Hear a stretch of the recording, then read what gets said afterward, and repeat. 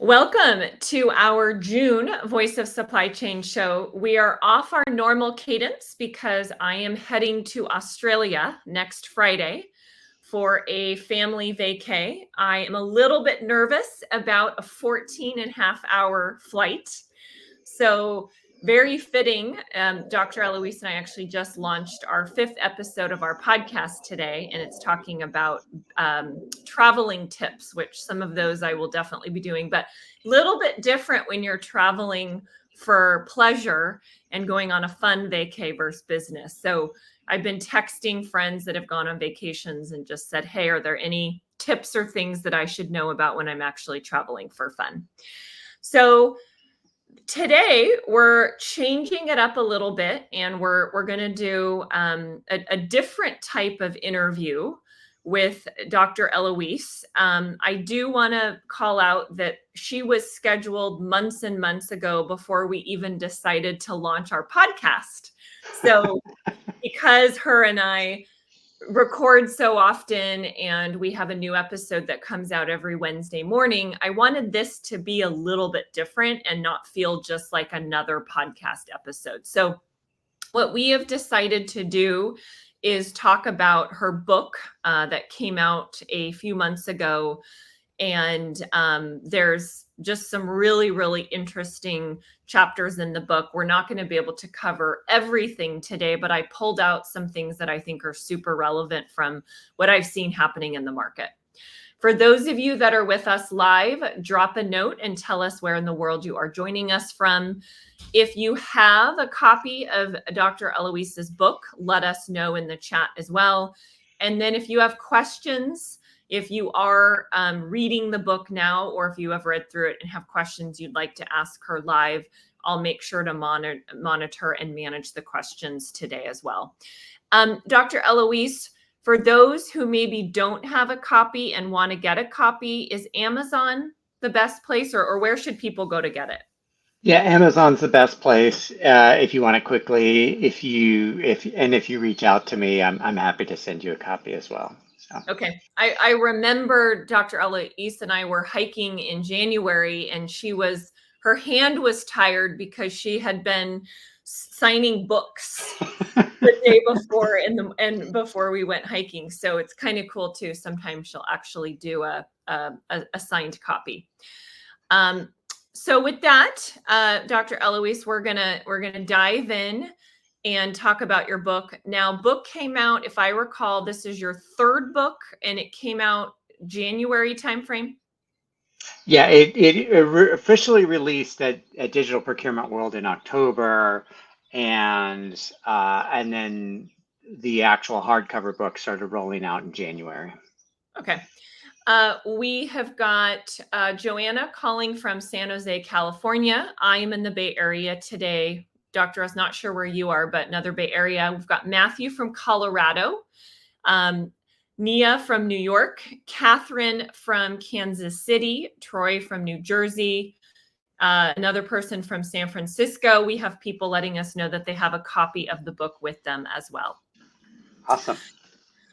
All right, so I want to start, Dr. Elouise, with why this book and why now? Writing a book is a ton of work. I feel like you have to become a hermit and shut yourself off from the world and actually dedicate time to writing a book. Very, very hard to do. I have not been brave enough to try it. Many of my friends are entrepreneurs and have really struggled, but this is your 3rd book. So why this book? Why now? Well, I am an introvert, so making myself a hermit for weeks or months at a time is like awesome. So I love doing that. And in fact, I should tease that I'm going to take July and August off, and we'll start working on my next book. So, so we can look forward to that. Do we have anything we can share about train of thought for the 4th book? Not yet. That I'm actually, to be perfectly honest, I'm conflicted because I'm going to write 2 books, but I'm just not sure which one I want to write first. So, one is going to be about supply chain, and another is going to be about the consulting profession. So, I'm debating if I can write the consulting one while still working or if I have to wait till I'm And done. 2 months is not a very long time to try to crank through 2 books. Yeah, I probably only get the one manuscript done and by done I mean sort of like roughed out, but not fully. Like it will take me another 2 months after that I'll probably do in the over the holidays. But yeah. Um, but so why my other book now? It really the how and the title is How to Hack Your Supply Chain. And the reason that I wrote that book is we are at this point where we're rapidly getting to this point, and there's three reasons where we have all the technology we could possibly need or want or absorb. So and technology development is going to continue on. So that's just a constant. But as enterprises, we are just swimming in technology options. And so my first point was to really start to look at how do we create a culture of digital to absorb all this technology, because the people have largely been left behind in the whole equation. The people, the culture, the adoption. So that's one chunk of my book, and I go a lot into how humans learn and how we teach people. uh, just a spoiler alert, it's not through learning management systems. So that was one reason. The second reason is we have a huge in supply chain, we have a huge amount of technical debt, like enormous amounts of technical debt, sort of like the US economy. And so we need to really think beyond the ERP system, because the ERP is not the be all end all for the future supply chain. So that was number two. And number three, which is related to number two, is we live in an increasing world of interactions with third parties where we're exchanging data, whether it's to our tier one suppliers, to our contract manufacturers, to you name it, to governments, NGOs, on and on and on. So we need to get much better at third party data exchange. So all three of those became the thrust of this book. Sorry, the I would dog's going argue, back and I mean, forth in the background. we've got a visitor with us. Yes, the same visitors that join us on our hikes have decided that We me should have a recording. we should have a bring your pet to Voice of Supply Chain. We could have all I the audience I do a love little that. show and tell. To your point about the ERP, which I want to dive into first, because one of your chapters you talk about how we're in a post ERP world.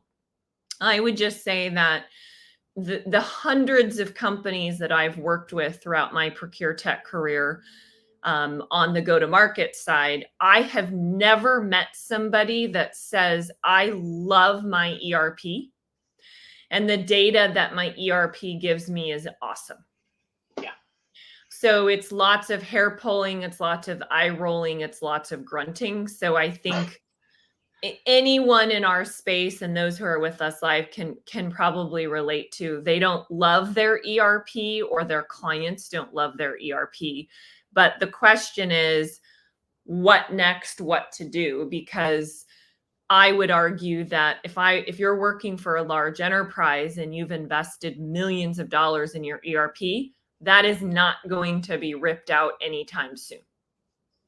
No. So it's now long term, as procurement orchestration, as Sashi likes to call them, or process orchestration platforms become more advanced and more robust, there could be an argument that those over time may replace ERPs, but that is definitely down the road for an enterprise large company, right?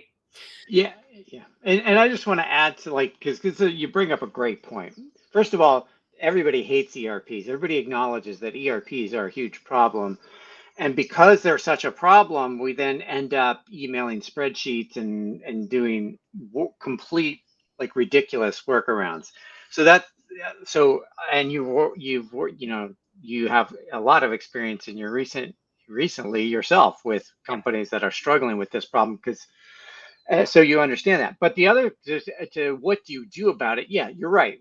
We spent X millions of dollars on SAP. We're not going to rip it out, and that's fine. But if we don't start talking about what the post SAP solution or the post ERP solution is going to be, then we're going to just push this problem 10 years down the road. And so the other place where we've put a lot of investment, this really gets to my core argument, one of them is that, okay, fine, you have your ERP, just leave it there and it's going to be a transactional system, but it's not where your intelligence sits. It's not where your integrations with third parties are going to sit. And that's going to sit at the cloud platform, which every company's invested at the same amount, if not more, in their cloud platform. So moving down into the cloud stack is a perfectly adequate way to augment the ERP. And over time, I would argue, it will shrink the ERP into a box and we'll eventually stick it in the closet. Don't need to rip anything out, but the real intelligence, the heavy lifting, the integrations, the user experiences are going to be moved to other platforms, namely, I would argue, the cloud infrastructure. Yeah, and I know you've talked about this before. I have not spent a lot of time actually using an ERP myself just because I've been on the go-to-market side. I know implementations can be an absolute disaster when you try to implement with an ERP. Most of them were not built to be open API friendly. They were more a closed mindset that we want to be the end all be all and we're going to make it really hard. So the integration piece is really, really challenging. But when I was working at SourceDay, we had 6 pre-built integrations with very specific manufacturing focused ERPs. And when I saw clients on a Zoom or was having conversations, I would say they were archaic to use as well. Yeah. So not even just the implementation piece, but actually having somebody log in and try to learn how to use their ERP would take months or years to learn. And in the Amazon world, that's just not sustainable and it's not doable. I'm not going to spend 40 hours, a month trying to learn an ERP. It's just, that's not how I operate. No, and well, I'll make 2 comments. So one, nothing tells your employees that you hate them more than giving them an ERP interface. I mean, we live in a world, I mean, forget smartphones. We're almost beyond smartphones now where we're going to have AI assistant bots doing all kinds of crazy things that even I can't even imagine. So like to then have to go to a system that I have to learn, I have to figure out, and most of many folks have seen my presentations where I show Kearney's, well, I'll just say it's an SAP implementation. I can't figure that stupid thing out. I have to have my EA do the work in SAP because I can't figure out the tool, and I honestly can't be bothered to do it. And so like we have to just get beyond this like death grip that these ERPs have on the enterprise. So that's one point. But the other point I would make is, and you sort of alluded to this, but I'm going to really amplify the point. Like those of us in leadership positions, we are either boomers who are on the way out of the workforce or Gen Xers who are into our latter years of our careers. These decisions are not for us. It used to be okay to force people to learn these tools and just like stand there with a pitchfork and say, do it or get poked. But that's not we have Gen Z in the workforce, we have millennials in the workforce, and every other generation now.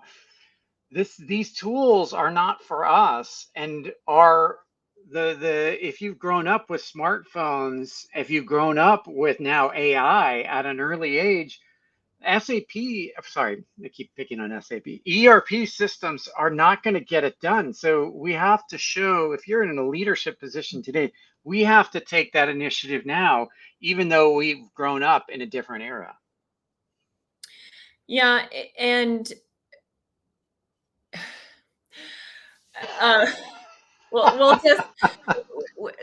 I had something, but we'll just leave it at that. I will add this. So, having spent the last 3 years of my career working in the manufacturing space, manufacturers are still struggling to fill open roles. Yeah. Right. So I know that there's lots of layoffs and we're seeing a lot of, companies shrinking in size, but the manufacturing space still is in a place where they have open jobs that they can't fill. And when I talk to people at those companies and I'll say, okay, I see you have 5 or 6 open recs, and these are more in supply chain operation type roles. And I'll say, why are these not being filled? There's so many people in the job market. There's so many people looking. It's because they're using dinosaur systems and people don't want to work there, right? Yeah. So if I'm in my 20s or 30s, and I grew up using an iPhone, and I have in my mind a way that technology should work for me, and I'm going and interviewing at a company that makes no investment in progressive software and is using an antiquated ERP systems and spreadsheet to manage my supply chain, I'm not going to go work there. Right. That's exactly the point. That's exactly the point. So just to kind of close out, so this part of your book, we're in a post-ERP world. We just haven't accepted it yet. Where do we go from here? You bring up these points, you talk about it, like, what should those who are listening today, what should they do about it? So, and I'm gonna, so what should you do about it? So, and this also gets Matthew asked the question, what replaces ERPs? And I think that the two questions are the same answer. We need to, and I'm going to start by a story because I love stories. So if you look back to what Amazon did, and Amazon, we use Amazon as a point of reference for a lot of different things, and I think actually it's becoming a tired reference, but in this case, I actually think it's probably the best reference of what they've done. And if you think back to the early 2000s, like 2005, 2006, Amazon looked around at the enterprise, both ERP and more broadly enterprise systems, and they're like, no, we don't like what's out there, and they built their own. And they built their own, and it evolved, morphed into spawning AWS and a lot of other innovations.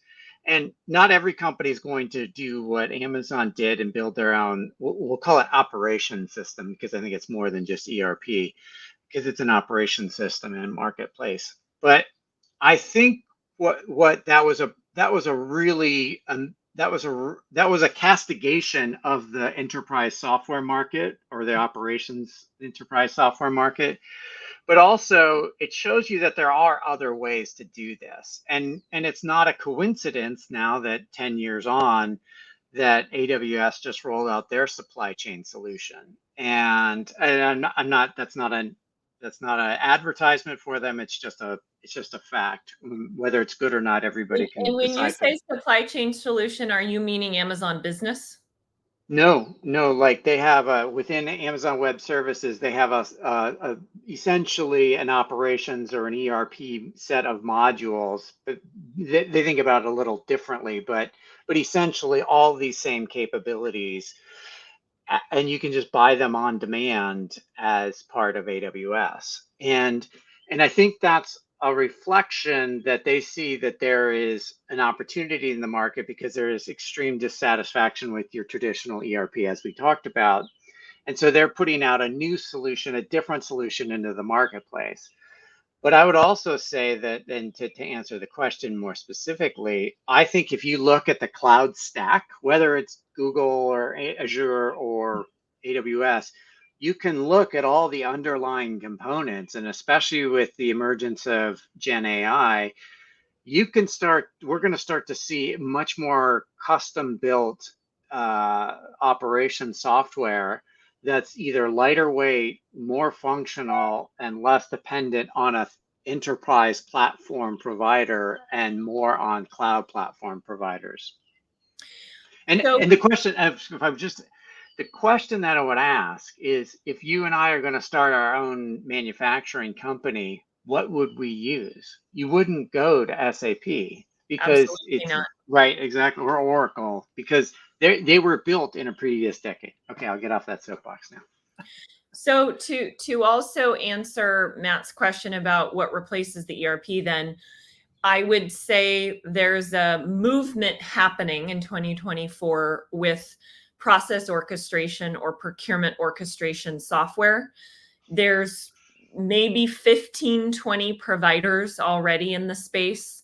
A couple of them have made pretty big advancements in the last 6 months. And I think those could become a replacement in some organizations to some of the traditional ERP use cases.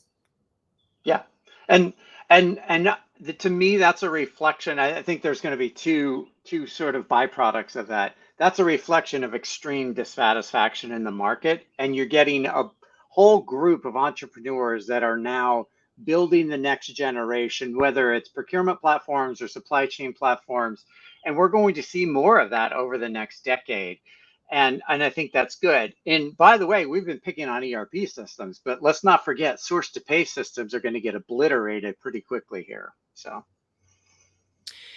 So moving on to another chapter in the book that I wanted to call out, because I know one of the things that drives you crazy is buzzwords, right? Or hype. And I would argue that resilient supply chains is one of the most overused phrases I heard last year with people building their top 5 or top 10 lists for this year. Building resilient supply chains is kind of a term that's been, then in my mind, been overused quite a bit. But the purpose of that, the focus on that content and procurement organizations talking about it, is protecting future supply chains, right? So what are we doing now to protect our supply chain in the future for things that are going to happen that we don't even know are going to happen? So you talk about a couple things on this subject that I'd like to have you address here. One was, what does zero trust for a supply chain look like? And the other, which you just mentioned when we talked about ERP, is near-term decisions with long-term ramifications. Yeah. So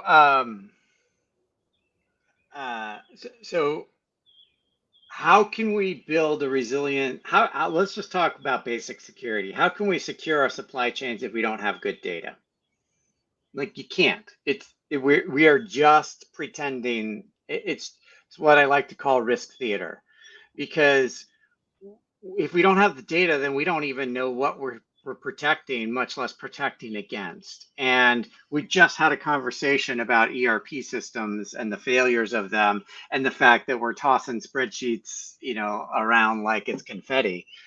So, or like they're like confetti, and so, like, we can't even have a legitimate conversation about resiliency if we don't even know, if we can't even map our supply chains. And everybody failed at this, or nearly everybody failed in March of 2020. And we spent years, continuing to map all of our third party interactions, and we're still not there yet. And quite frankly, and I, not to use another buzzword, but if we had really good data, then we would actually be able to model and digital twin our supply chains. And I don't like that term, but I actually think it's relevant here, so that we could actually visualize our supply chains. Just forget just anything else, just so we could visualize them and see what's going where. And just understanding that, like, if we could have that basic level of visibility, that would increase resiliency exponentially. So that's number one. Number two is we have to understand who is hitting our systems, and we do not have a good handle on that. And what do you mean by hitting our systems? So who has a login to any one of our systems? So is it a supplier? Is it a manufacturer? Is it a third-party logistics? Are we giving access to governments, et cetera, et cetera? When we start to look at that, the greatest risk to any enterprise comes through the third parties, which is any of those entities that I'm talking about. And if somebody has a login to any system, I think it's a pretty safe bet that they're not being managed as closely as they need to be. Could be contractors as well. And so that's a fundamental problem. Like that's like that is just like security 101. And because we're not managing them, how many logins are stale? Like how many companies have access to systems, whether it's to submit invoices, to submit, No, I mean, material lists. you just think about a mid or large size organization. They've got what, 2, 3, 4,000 suppliers. Oh yeah, and enterprises have anywhere from 50 to 200,000 suppliers. I mean, and so what, like if you have more than 1,000 people in your system, you're not managing them.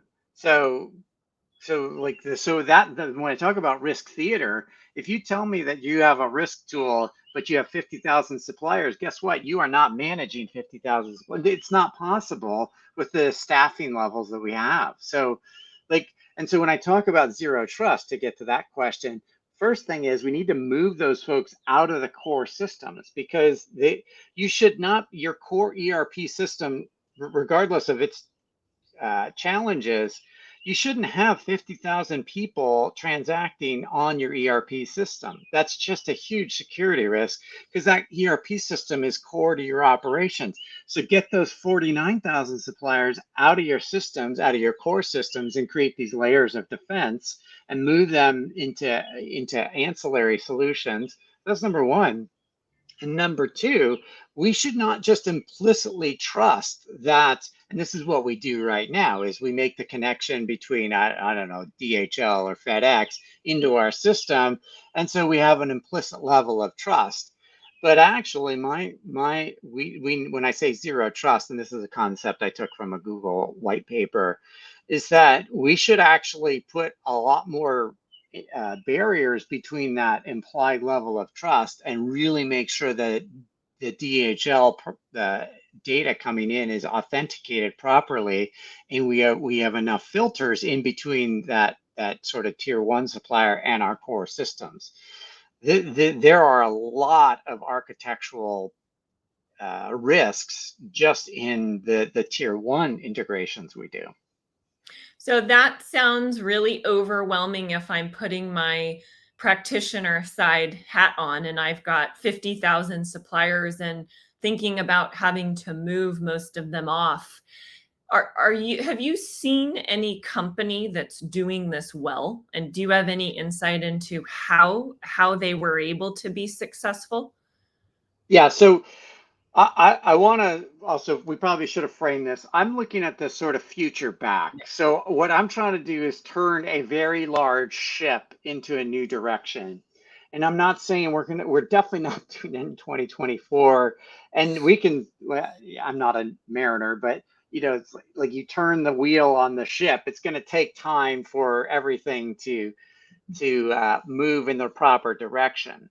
So I'm not saying rip anything out. I'm not saying that this is achievable today, and I'm really speaking to leadership here, because I know everybody's got 110 things on their plate to do today, and everything's a priority. But what I'm trying to do is plant the seed and start the discussion to start talking about these issues, because at some point these major security flaws are going to get exposed, and better to sort of start thinking about it now and get ahead of it.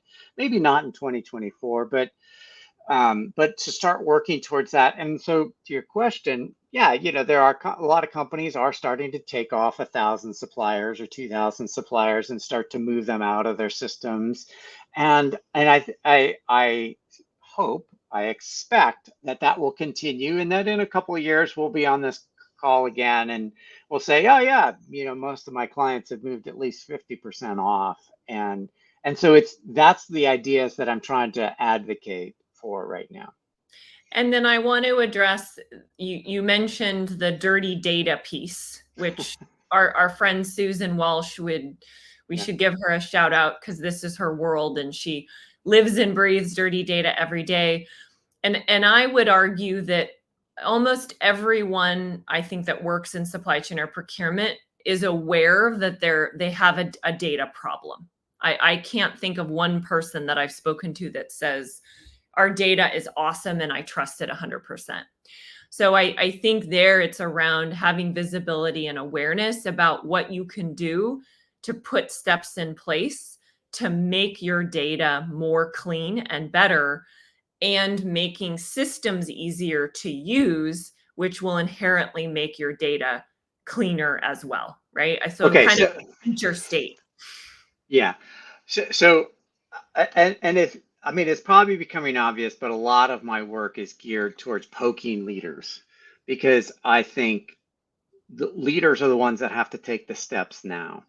And to me, I can be very, very bullish on this point, and I know it's going to come across a little thorny, so I apologize, but bad data is a leadership failure. If you have bad data, the leadership has failed. And this is why I did a case study on Vodafone and in the new book is because the one thing that, well, there are a few things I was impressed with, but one thing is they have really good data. And when I talked to Ninian, he's the CEO there, he just rolled up his sleeves and they got to work doing it. They didn't make excuses, and he held his leadership team accountable, and they did it. And so like too often we put, like, nobody wants to do data quality, but we have to do it. And it's, I mean, that's what it means to be a leader, is to get a handle on your bad data and get it fixed. And so that's one part. And then the other part is we need, when we have more intelligent systems, we can improve the intake of the data, whatever the data is that we're ingesting, and we can do it a lot better. I mean, all these sophisticated tools out there, whether it's the process orchestration tools or just general Gen AI or even Netflix or any of these others, like the ability for them to pull large amounts of data from us without us even knowing, like why are we not doing that in our supply chain system? Because the technology is mature. We just have to do it. Well, yeah, I mean, you look at from a marketing perspective, the data is incredible. When you go to somebody's website or when you're using Salesforce or executing go-to-market programs, the data that marketers have is incredible. And I would argue much more advanced than data that I've seen supply chain organizations have themselves. Exponentially. And as you're seeing a lot of like these new platforms emerge, when I talked about all these entrepreneurs building next generation platforms, they look at some of these data problems and they're like, oh, here's this supplier. Oh, well, let's just grab all this data and now we've pre-populated the supplier information. That's something like, to them, these entrepreneurs, that's a trivial problem. And like for 20 plus years, I've watched people trip over that exact problem that they just solved in like what, a couple hours, I don't know, a couple days. I've watched us fumble that problem for decades now. So John has a comment I want to read, and then we've got some questions coming in. John says, bad data is just providing a false sense of security to a platform. Many top leadership is so far removed from reality that their teams face daily. It's why so many implementations stall out and are forced as they provide no help to real-time problems. I agree with Dr. Elouise. It's the time to redirect the ship versus being the band playing on the Titanic as it goes down in a race to the bottom that many leaders are following. So I thought that was kind of a cool analogy. Yeah, and I just add to that is you said with regard to systems and going to work at a manufacturing plant that uses bad systems, same is true for leaders. Do you want to work with a leader like John's describing there? I don't think so. Like if the leaders don't have good digital, let's call it AI and data, why would you be following them? Like you're just going to work for an obsolete organization. Yeah, I mean, it's a good reminder that an interview is a two-way street. When Yes, you're the yes, person yes. being interviewed, you're also interviewing your future boss and the future leadership team. And it's important to have some very specific questions around AI and their digital capabilities. All right. We have a question from George. Aren't ERP providers like SAP investing in bringing newer innovation platforms and also adding plugins as well as to provide the kind of additional capabilities such as analytics, for example. So I'll qualify my statement by saying they are doing exactly that, and you get to evaluate whether or not they are achieving that goal or not. They're certainly putting money behind it. Now, that said, if you're going to, the question now for you is, are you going to bet your career on SAP's ability to deliver that compared to what other entrepreneurs and other technology providers are going to do? That's a choice you get to make, and it's different for every person and different for every company. Now, if it were me me, I'm not going to bet my career on SAP. I've heard too many promises that have been unfulfilled, and by that I don't mean just me as Elouise, me on behalf of my clients. I have clients that are still waiting 10 years for features that they've been clamoring for. So it's a question of whether or not you really believe that they can get there. And this is back to that two-way interview. They're selling you on whatever it is, but you got to ask yourself who's developing these things. And so I like to point out that Ariba is old. I mean, that's the fact. That's not even. I mean, that's nothing controversial. You're being generous. I would say they're a dinosaur. Yeah, they're a dinosaur. And so look at who has left that organization. And I'm not trying to disparage anybody, but all of their procurement people that built that tool, that sustained that tool, that innovated on the Ariba tool have all left. And you just look no further than Oro to see that Sudhir and Lalita, the two that built Guided Buyer, which is the last major Ariba innovation, like, I don't know, 8 years ago, those two just left to do their own entrepreneurial thing. So ask yourself who at these companies is like, are they the thought leaders? And maybe they are. You get to choose, not me. Don't listen to me. But that's what you have to ask, because I haven't seen an innovation that blew me away coming out of a big tech company, and that's true for Oracle, SAP, Salesforce. I haven't seen a big breakthrough come out of those companies in a long time. I have a philosophy: show me, don't tell me. Yeah. So I would say if SAP is telling you that they have all these new innovations, you want to see it in real time. Give them some data and have them run a real life scenario.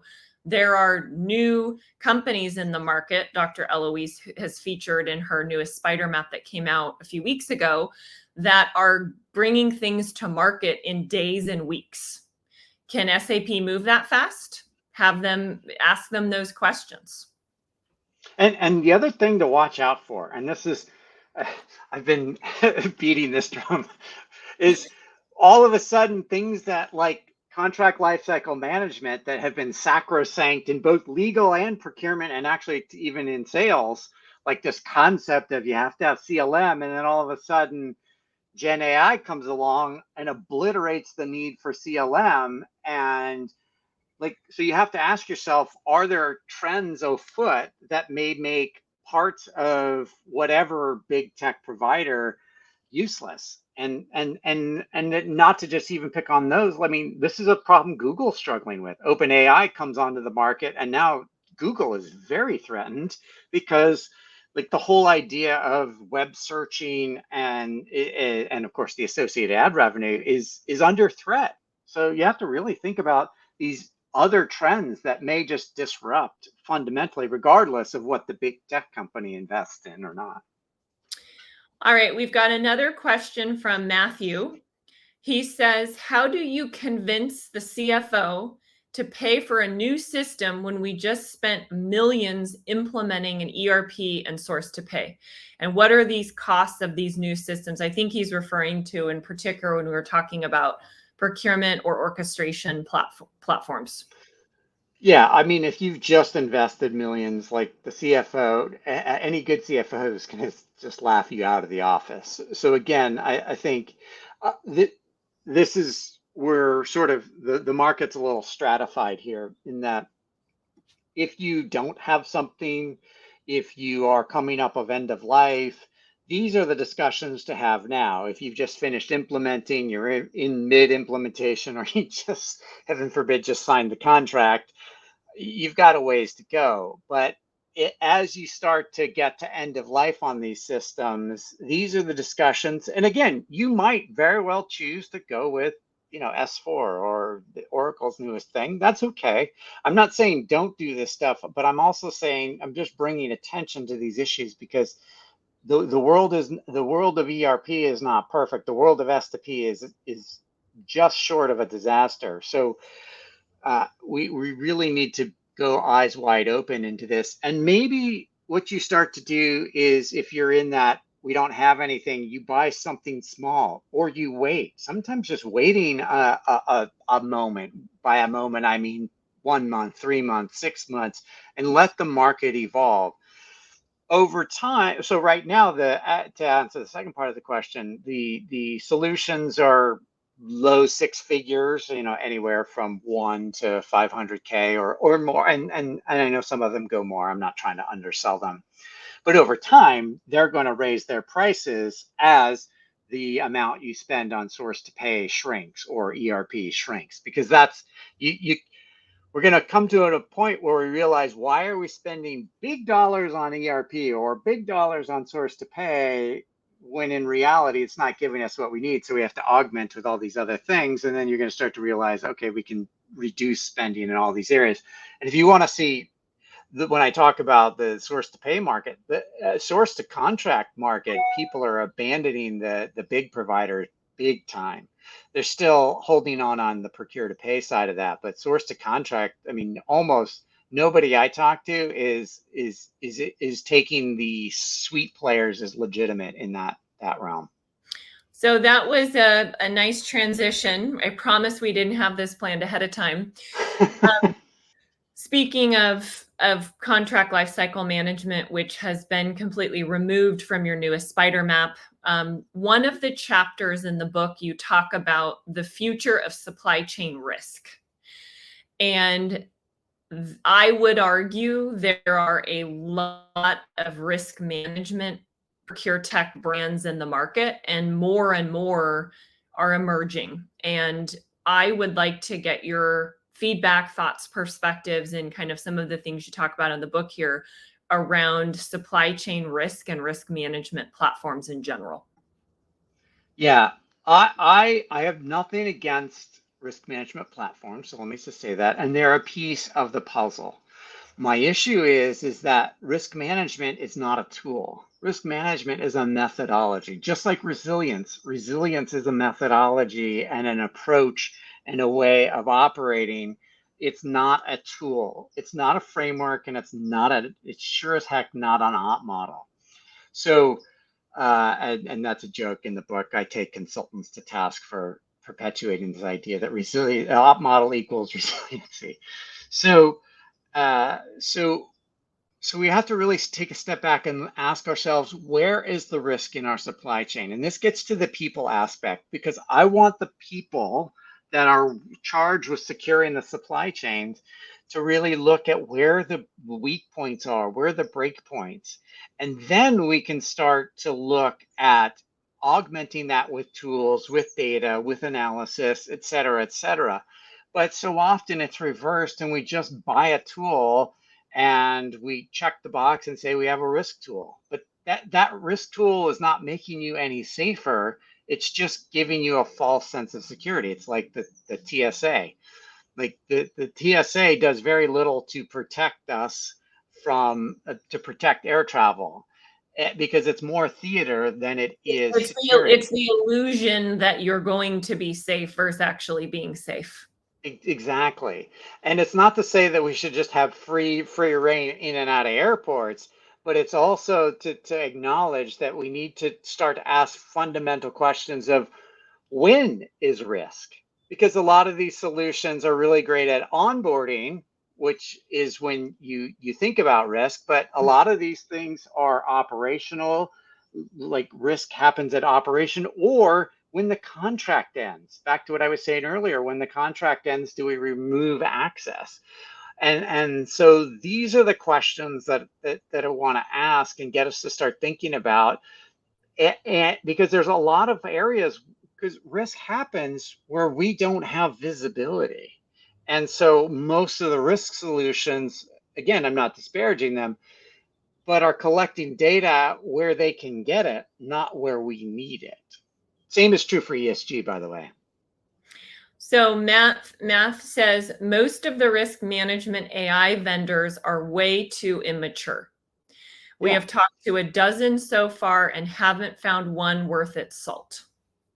Yeah. And even if they were all great, again, keep in mind that the risk solution is not risk management. It's just a tool in the toolbox. But yeah, like that's why I don't get excited about them. And if you really look closely, a lot of these are sustaining either because they got private equity money infused into them, and or they're big contracts or government contracts, and that sustains them.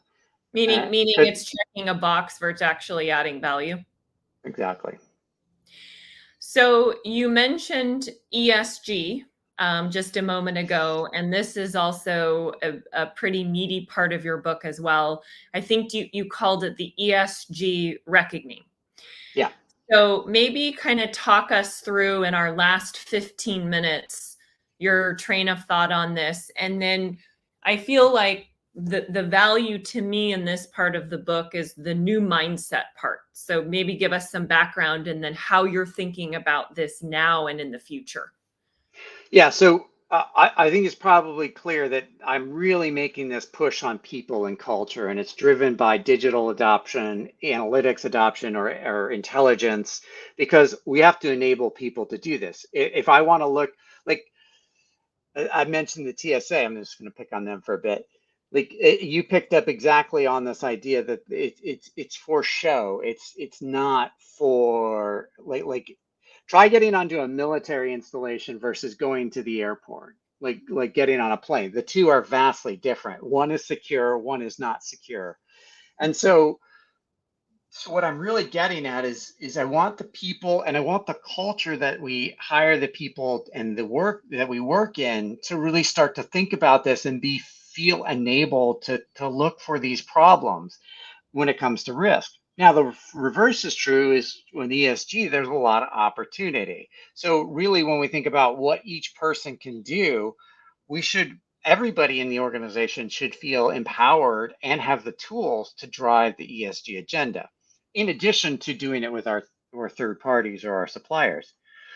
The problem, of course, is that we we again are checking the box on ESG, and it's we have these great tools, and a lot of the tools out there I like them, or some of them I like, others I am less impressed by.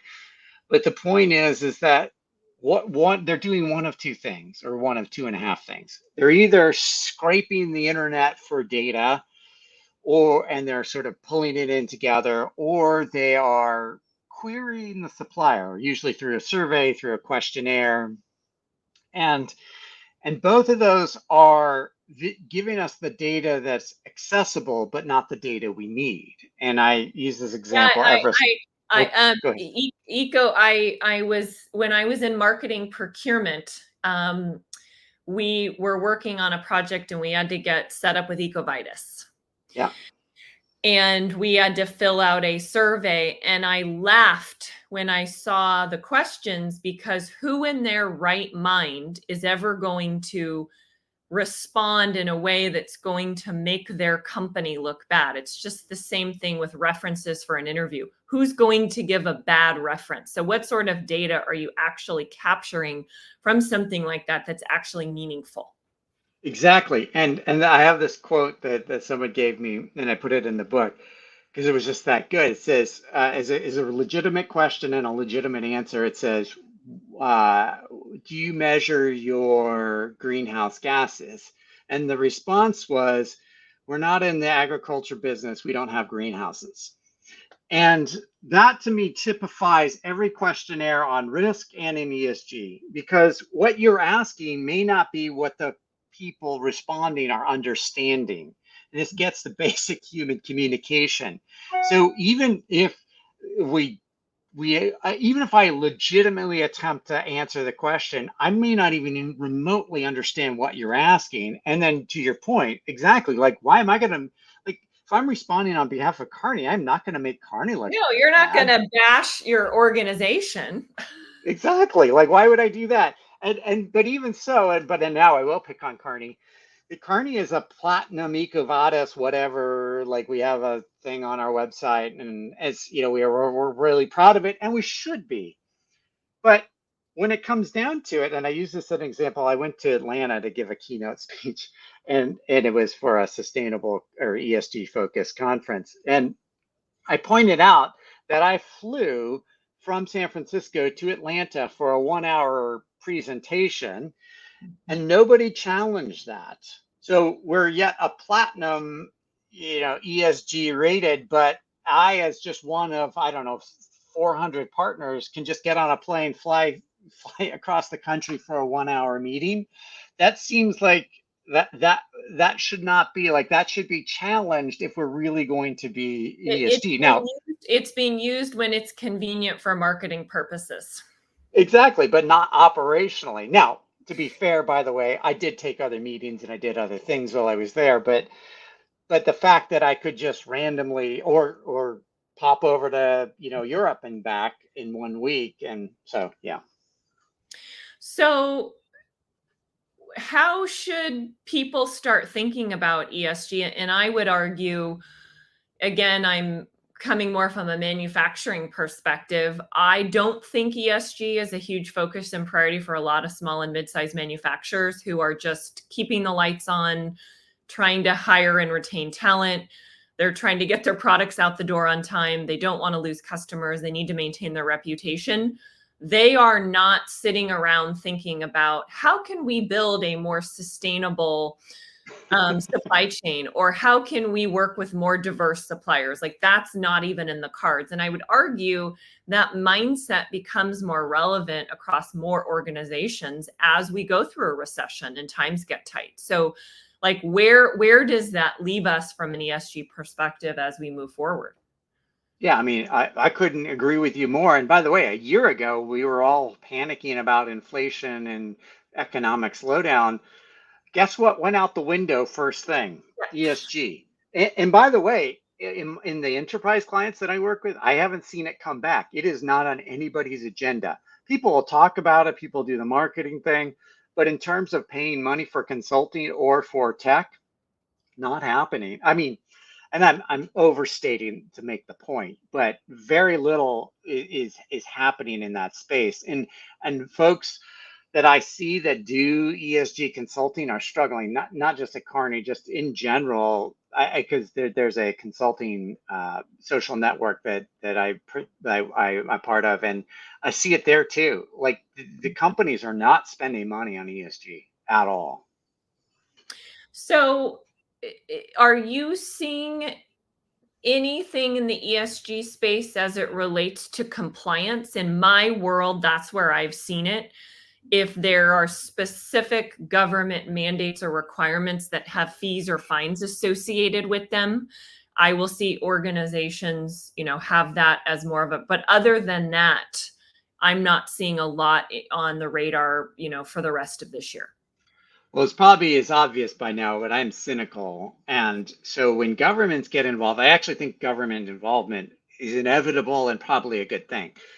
However, what we end up doing is matching the government regulation, not actually making the difference that we aspire to. And the two are different, because you can meet the government regulation, and but that doesn't always create the improvement that we imagine that it does, because now it becomes a check the box exercise, and so we just have to meet the regulators, to say nothing of what, say, like a VW did, where they just like but bypass, they figured out what the requirement was, and they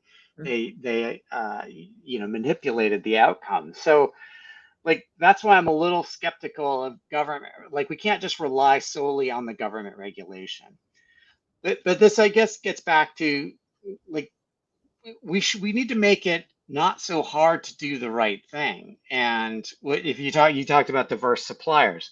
Like if diverse suppliers are just in the mix of suppliers when we look for new suppliers, then and we in the background allocate business to them, then we're solving the problem without doing a big championed initiative.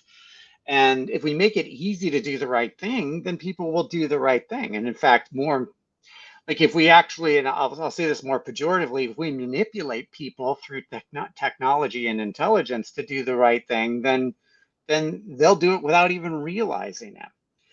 So that, that's Yeah, just, and I would argue, just to close out the ESG conversation, there are suppliers that I know 100% are not women owned, but they're on paper women owned. So there's a whole nother thing on the supplier side about people being dishonest with their certifications.